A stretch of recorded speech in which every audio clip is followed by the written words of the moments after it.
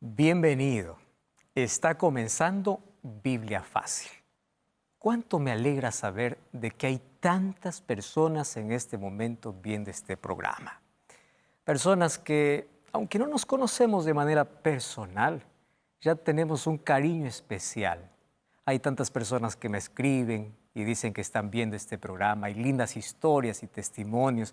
Personas que están profundizándose más en el estudio de la palabra de Dios. Y me alegra tanto y oro por todos ustedes.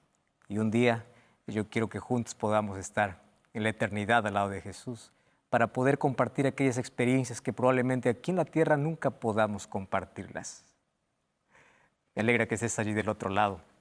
Y me alegra saber de que tú estás siendo sensible a la voz del Espíritu Santo. Y durante cada tema te colocas en las manos de Dios, donde juntos con la palabra de Dios encontramos un mensaje siempre para nuestra vida. Yo tengo un regalo para ti. Se trata de un curso bíblico. El curso es Biblia Fácil Daniel.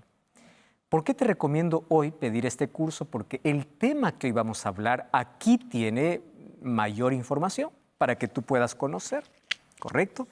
Además, hoy vamos a hablar acerca de otra profecía.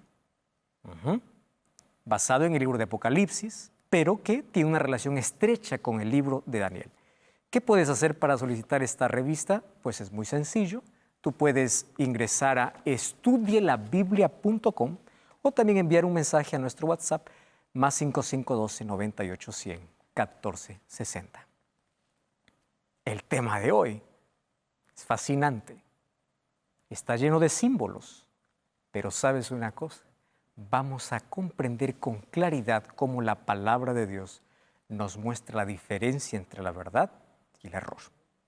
Ponte cómodo, siéntate, tómate un lápiz, un papel, un vaso de agua al costado, pero sobre todo una Biblia en la mano, porque vamos a estudiar la palabra de Dios. ¿Estás listo? Antes de abrirla, como siempre, vamos a orar. Querido Dios, nos colocamos en tus manos para poder estudiar tu palabra y queremos que tu Santo Espíritu nos lleve al conocimiento de tu verdad.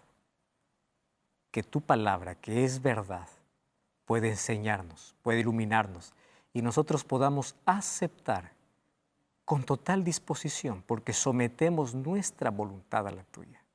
En el nombre de Jesús. Amén. Muy bien, el tema de hoy es el anticristo y la Babilonia espiritual. ¿Ya escuchaste hablar acerca del anticristo? Hay muchas teorías por allí hablando acerca del anticristo, más ¿quién es el anticristo? ¿Ya escuchaste hablar acerca de Babilonia espiritual? Claro, porque la Babilonia como ciudad construida ya no existe más. Existió, fue uno de los mayores imperios de la historia, pero no existe más. Entonces Apocalipsis, cuando habla de Babilonia, está hablando de una Babilonia espiritual que tiene las características que tenía la Babilonia como imperio. Entonces prepárate para este estudio. Toma tu Biblia y hoy vamos a hablar la relación que existe entre el anticristo y la Babilonia espiritual. Y como siempre, Apocalipsis está lleno de símbolos, y esos símbolos hay que poder descifrarlos a la luz de la palabra de Dios. Y vamos también a hablar un poco de historia. Primera de Juan capítulo 2, versículo 18. Dice así: hijitos, ya es el último tiempo, y según vosotros oísteis que el anticristo viene. Así ahora han surgido muchos anticristos. Por esto conocemos que es el último tiempo. Está hablando de un anticristo, pero hay muchos que también son anticristos porque están en contra de Cristo. Mas la Biblia habla de un anticristo. ¿Qué significa anticristo? Anti significa aquel que está en contra de o en lugar de. ¿De quién? De Cristo. o está en contra o quiere usurpar su lugar. Mas ese anticristo, una vez más, es usado ¿por quién? Por Satanás, porque el conflicto es entre Satanás y Cristo. Pero Satanás usa instrumentos humanos, los controla, los domina para hacer cumplir sus malévolos propósitos. Y eso lo conocemos en la Biblia como anticristo. Entonces el anticristo es un término bíblico.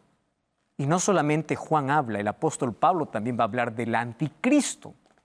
Entonces el diablo es quien está en contra de Cristo, al mismo tiempo intenta usurpar su lugar a través de instrumentos humanos. Entonces, ¿qué significa estar en contra de Cristo? Estar en contra de Cristo significa atacar, perseguir o difamar. ¿Correcto? Entonces, estar en contra es atacar, es perseguir o es difamar el carácter de la persona. ¿Para qué? Y el anticristo tiene una cualidad interesante, o no cualidad, una característica interesante. La característica es que quiere usurpar el lugar de Cristo. Quiere estar en lugar de Cristo. Y cuando tú lees allí el texto de Primera de Juan, capítulo 2, Juan nos da una luz tremenda sobre de dónde viene ese anticristo. Mira, Primera de Juan, capítulo 2, y vamos a leer allí el versículo 19. ¿De dónde sale el anticristo? Dice así: salieron de nosotros, pero no eran de nosotros, porque si hubieran sido de nosotros, habrían permanecido con nosotros. Pero salieron para que se manifestase que no todos son de nosotros. ¡Qué revelación tremenda! O sea, el anticristo no viene de afuera, sale de adentro. Esto es asustador, ¿verdad? Quiere decir que el anticristo sale de la misma iglesia. O sea, es religioso, toma el nombre de Dios, dice venir de parte de Dios y se cree Dios porque quiere usurpar el lugar de Dios. Entonces ya Juan nos ha dado muchas características acerca del anticristo. Entonces no es que el anticristo viene del otro lado, viene de otra religión, no, sale del mismo cristianismo. Eso dice la Biblia. ¿Correcto? Ahora, el apóstol Pablo nos habla también de este anticristo. Segunda de Tesalonicenses capítulo 2, 1 al 4 y el versículo 9. Pero con respecto a la venida de nuestro Señor Jesucristo y nuestra reunión con Él, os rogamos, hermanos, no os dejéis mover fácilmente de vuestro modo de pensar, ni os conturbéis, ni por espíritu, ni por palabra, ni por carta, como si fuera nuestra, en el sentido de que el día del Señor está cerca. Y dice así: nadie os engañe en ninguna manera, porque no vendrá sin que antes venga ¿quién? La apostasía. Número 2, se manifieste el hombre de pecado. Este hombre de pecado es el anticristo. ¿Mas por qué? Mira, ve, el hijo de perdición se opone y se levanta contra todo lo que se llama Dios, es objeto de culto, tanto que se sienta en el templo de Dios como Dios, haciéndose pasar por Dios. El apóstol Pablo ya nos dio de manera abierta las características del anticristo. Abierta. No hay manera de dudar aquí. El apóstol Juan ya nos dijo que saldría dentro de la iglesia cristiana. Pero el apóstol Pablo ya dice así: nadie os engañe, porque vendrá primero, ¿qué cosa? La apostasía. ¿Qué cosa es apostasía? Apostasía es alguien que abandona la fe. Alguien que abandona la palabra de Dios.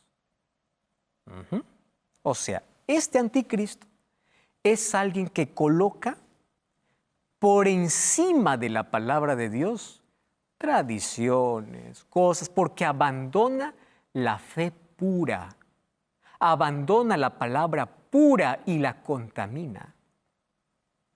Y yo quiero que entiendas las otras características. Dice que se manifiesta el hombre de pecado. Tú sabes que la palabra hombre de pecado en el idioma original significa el hombre que está en contra de la ley. Primera de Juan 3:4 dice que pecado es transgresión de la ley. Entonces aquí se traduce, es alguien que abandona la fe pura, contamina la verdad y alguien que está en contra ¿de qué? De la ley. ¿Y qué otra característica tiene? Dice que este es el hijo de perdición. ¡Wow! ¿Qué significa el hijo de perdición? Parece esto muy fuerte. Pero no es la primera vez que se usa ese término. Mira lo que dice Juan capítulo 17, versículo 12. Juan 17, 12 dice así. Cuando estaba con ellos en el mundo, yo los guardaba en tu nombre, a los que me diste, yo los guardé y ninguno se perdió, sino el hijo de perdición. ¿Quién está hablando aquí? Jesús en la oración para su Padre. Y le dice, a los que me diste los guardé, pero se perdió ¿quién? El hijo de perdición. ¿Qué es el hijo de perdición? ¿Qué representa el hijo de perdición? Es alguien que está cerca de Jesús, pero ¿qué luego hace? Abandona la fe. Con esto está comprobando una vez más lo que dice el apóstol Juan. ¿De dónde saldría este anticristo?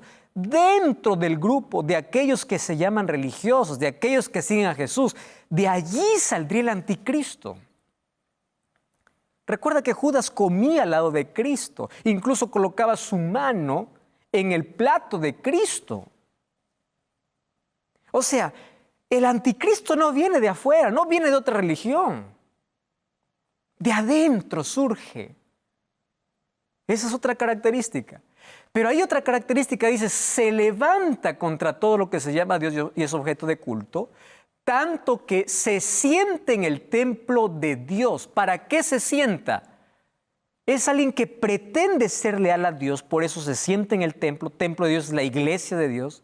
¿Para qué? Para enseñar el error, para poder colocar un falso sistema de salvación, desviando al ser humano de Dios. Por eso es que incluso se sienta en el templo de Dios y se hace pasar por Dios. El apóstol Pablo lo dice de una manera clarísima. Entonces vamos a resumir aquí qué hace este poder. Es un poder arrogante porque se cree Dios. ¿Qué más hace? Se siente en el santuario de Dios, es decir, es un poder religioso. Eso está diciendo la Biblia. Número 3, asume el lugar de Dios, o sea, Él dice que es Dios.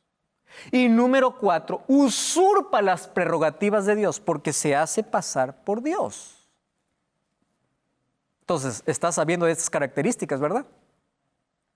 Cuando vamos a la historia, encontramos que hubo 4 imperios poderosos: Babilonia, Medo-Persia, Grecia, y Grecia perdió en el año 168 en la batalla de Pidna con Alejandro, o Grecia perdió con Roma en la batalla de Pidna. Y a partir del año 168 comenzó el imperio más cruel, el imperio romano. Entonces el imperio romano fue desde el año 168 hasta el año 476. A partir del año 350 empezó a debilitarse el imperio porque Constantino cambia la capital en una ciudad llamada Constantinopla y comienzan 10 tribus bárbaras a minar el imperio romano.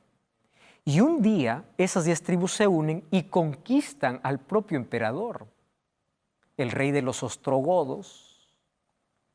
Allí fue y le depuso al emperador, Rómulo Augusto, en el año 476. El nombre de este rey se llamaba Odoacro. ¿Y tú sabes cómo se hacían llamar los emperadores? Los emperadores se hacían llamar dioses o hijos de dioses. ¿Y tú sabes cuál era el título que los emperadores tenían? El título era de sumo pontífice. Entonces, como fue conquistado en el año 476, el imperio romano dejó de existir como imperio. Pero en el mismo lugar donde se sentaba el emperador, aparece otra figura, que era el obispo de Roma. Y en el año 533, Justiniano lo declara como cabeza de todas las iglesias. Pero tenía 3 tribus sin oposición. Comenzaron las guerras que conocemos como las cruzadas o guerras papales. Desaparecieron a esas 3 que estaban en oposición. Una de ellos eran los arrianos, lo desaparecieron y a partir del año 538 comienza la Edad Media, la hegemonía papal y la historia oscura o la era oscura del mundo. Desde el año 538 hasta el año 1798. O sea, Roma se divide en dos fases, Roma imperial y Roma religiosa. Ah, interesante lo que te acabo de decir. Religiosa, sí. Porque cuando tuvo poder, hizo lo que quiso. Hizo una inquisición para poder matar a miles de cristianos que querían ser fieles a la palabra de Dios. Eso lo dice la historia. Y estoy hablando con tanto cariño, con tanto amor, porque uno puede ocultarte la verdad, y eso está en los libros de historia, pero la Biblia ya lo decía. La historia solamente lo confirma, y la historia no se puede discutir, y la Biblia no se puede negar. Entonces allí, tanto Juan como tanto Pablo nos habla sobre lo que haría este poder. Entonces sería un poder arrogante, usurpador, se sentaría en el templo de Dios haciéndose pasar por Dios, pero sería un poder religioso. Yo te voy a mostrar aquí algunas cosas que están escritos en los libros de historia. No es un invento mío, ¿correcto? Mira, a ver.